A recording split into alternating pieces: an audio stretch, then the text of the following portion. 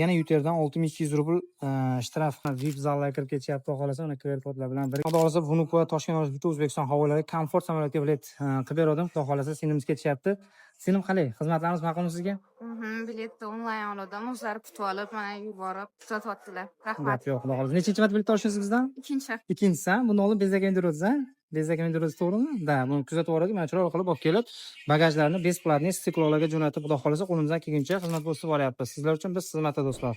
Passajirimizni bagajlarini mana o'zimiz kelib 32 kilo yuk bilan besplatniy stikllarga jo'natyapmiz. Xudo xolasa bu sinmasdan mana shu samolyot shuncha boradi.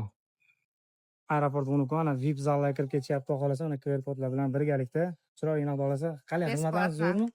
Hamma zo'rmi xizmatlarimiz? Zo'r. Xo'p, Уже ikkinchi marta uchaman, обратноga ham shu yerda olmoqchiman bulardan. Pardongi holat, yana yuterdan 6200 rubl shtraf topaman. Mana shu sumka bor. Qancha chiqdi opa bu yukingiz? 4 kilo. O'zi afsani 5 kilo ro'shnoykalar bor, lekin shu gabaritiga gabariti endi ro'shnoykalarga o'xshayapti, lekin ko'ryapsizlar 6200 rubl shtraf. Shuning uchun men doim aytaman, O'zbekiston havolari bilan rossiyskiy solishtiringlar. 1000 so'm 1,5 raznica qilsa, lutchi O'zbekiston havolariga bilet olishni tavsiya qilaman. Endi opa sizga xudo bersin endi. Shunga gaplar do'stlar, biz tamoyil kontrolda bugungi holatda odam o'rtacha do'stlar.